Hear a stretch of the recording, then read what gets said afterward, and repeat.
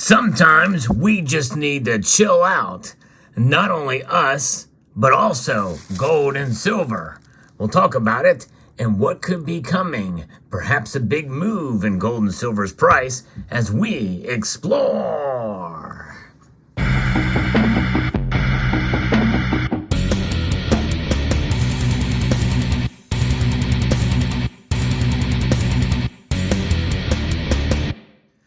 Gold and silver are muted today, according to analysts.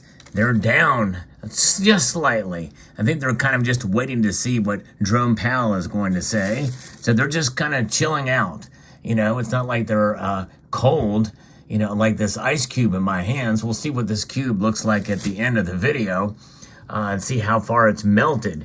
Will the information I provide you here today be hot enough to melt this ice cube? Likely not. But stay tuned anyway, and if you enjoy content like this, I hope you will consider pressing that thumbs up button and subscribing to the channel as well. So what's going on in the precious metal markets now? Well, we know what's coming. The Federal Reserve is going to be meeting, but it's not what they're going to be doing, it's about what they're going to be saying. What they say, especially Jerome Powell, tends to have a bigger impact about what they do or don't do. It's just interesting. They're looking for any tidbit of detail that's going to be hot or cold that could have a direct and pretty big impact on the precious metals from any given day. Now, what is a big impact? Because there's many of you who are watching this video and thinking, well, so what if it moves 50 cents or $1 for silver? And who cares if gold goes up or down $20? But in a single day, those are big moves and noteworthy moves, especially if they happen at any given couple of days. So in other words, 2% or more in a movement in any given day is a pretty big deal, and especially if they continue. And we are sort of in a pattern now where there's a bit of a scale back. It's not the great pullback that I discussed earlier, but we could be on the precipice of it depending on what Jerome Powell says. But here's where the markets are right now. Down a little bit. Gold is down just almost 0.1 of a percentage point, down $1.90 today, moments before the markets closed, to $2,158.80 for gold. So it's still hanging on above 2150, practically all-time high. In fact, it did get up as high as 2162 today and as low as 2146. Silver, on the other hand, is down almost 0.5 percentage point, down 12 cents to just below $25. Yes, in fact, it did stay up to about $25.20 today, and it did get down as low as $24.60. It's getting a little bit close to that $24.50 level, at least it did earlier in the day, to where we could have seen that support level perhaps even be broken through. But not right now. Right now it is up. It is up and recovered somewhat, but it's still below $25. $25 is definitely a psychological level. Now the other metals are also down much more. The platinum group metals. This is noteworthy.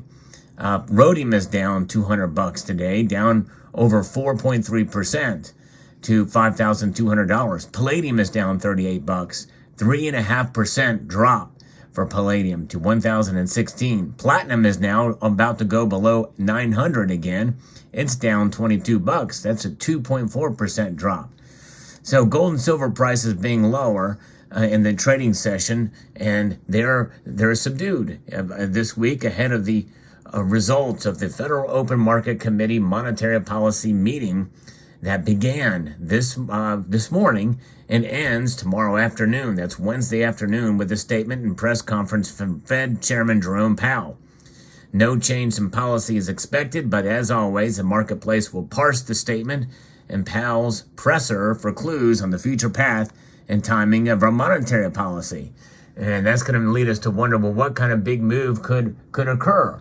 Well, as you know, we are in the midst of inflation, and it is stronger than they would like. It has beat expectations on the upside, which means that it is declining in value more. The Federal Reserve really does not have a handle on it too much, other than causing it to go completely out of control. But that's not really much to say. I mean, there is a lot of things that could be done, and I think a lot of it means that we're going to have to really cut down on that monetary supply, the velocity of money, which means less economic activity. Then we already are in a quantitative tightening period, but if you look at the M2 monetary money supply, it's just a drop in the bucket compared to how much has been printed over the last 4 years. It's insane. And we have a $1 trillion added to the debt every 100 days. That is like wartime spending, and we're not at war. Although we're spending monies for other wars that other people are engaged in, not us. It's just crazy. So, no change in policy is expected, but we'll see what Chairman Jerome Powell says.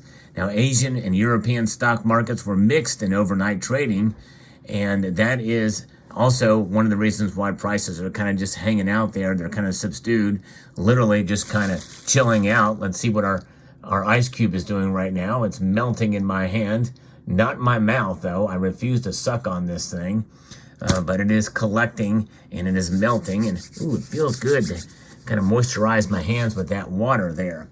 Now, here from this Kitco piece, the key outside markets see the U.S. dollar index higher, and that is going to kind of mute gold and silver prices. And those dollar index bulls have regained the near-term technical advantage. And we also have oil prices are up higher. Gas prices have been going up as well, which is contributing to price fluctuations for a lot of goods on top of inflation. And that's probably why the CPI numbers are up. The CPI, essentially, it measures inflation, but it also measures price changes too. This is why the core and the headline are separate readings, because one takes into account fuel costs, which do fluctuate outside of inflationary pressures. What causes inflation? It is the Federal Reserve printing more of these Federal Reserve notes. The more of these are in circulation, dilutes the value of them. And this is why gold and silver are a great opportunity to protect against that thing. But also, they are good for price fluctuations as well, because fuel is needed to process gold and silver. To mine it, fabricate it, refine it, process it, all the different steps, gold or oil and energy is needed to do that. So it's something. So this is why we hold these metals. And they are, in a sense, self-evident. Their value is derived by itself because they are rare compared to other commodities out there. And I did say it correctly, they are commodities as well as monetary metals, more so for gold. But I digress. So we'll see what happens here. Now, what could Jerome Powell say to cause the needle to move for gold and silver? Well, there's a myriad of different things. We know, according to the Fed Watch tool, they're not going to do anything as far as raising rates.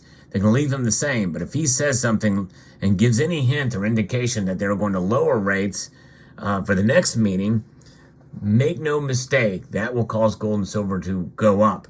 Because if he says, well, inflation's, we're not comfortable with where the numbers are now, we need to be we need to be more aggressive about it, then that means that he could say that they will leave rates unchanged and likely probably to be open-minded that it may not be for this year, 2024, or he may say that they are going to raise rates again another quarter point.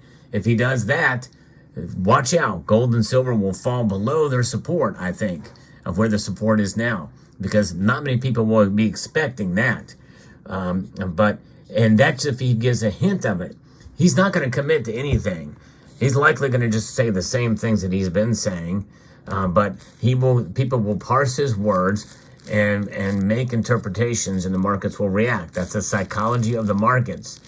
And if we do see a dramatic pullback in gold and silver's price to below the support levels, that is the time to get that dry powder out. In other words, have some cash on hand to make some purchases so that you can accumulate a little bit more gold and silver. Now, keep that in mind, that obviously you do that with discretionary income and with whatever you feel comfortable doing. But I think a psychological move that is made and the markets react in that regard it's a good idea to pounce and take advantage of it, because that's going to be a hot market. It's not going to be a cold market for buying.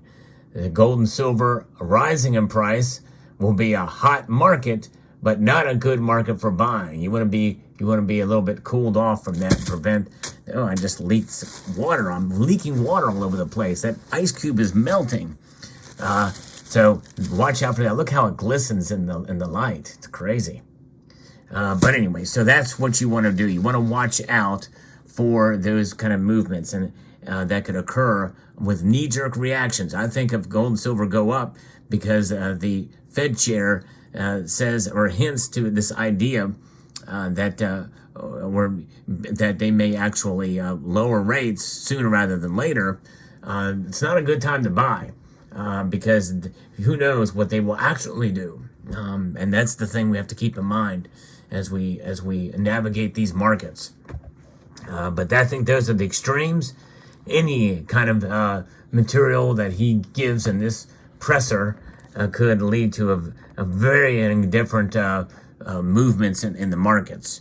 I know one thing's for sure. I don't like to be rash in my decision making, although as a collector, it's understandable at times to consider making purchases of certain coins that you want to get or designs, especially those with the bullion variety, where you're not necessarily losing out at least too much, but you never know. And the thing is to be patient through these times. And I think that is the best advice that I can give, because we just really don't know where the markets are going to go. And all bets are in the air, even if we have a pretty good certainty, a clue that the Federal Reserve is going to leave rates unchanged, you just don't know. So therefore, today, the markets are kind of awaiting the situation with what they are going to do. And so therefore, the metals will remain muted and a little bit chilled today, chilling out. And the ice cube did not melt by the end of this video. But I hope you found it informative, insightful, and educational anyway. And I would like to extend a multitude of gratitude to each and every one of you for taking the time to watch, and to encourage you to please rate, share, comment, and melt.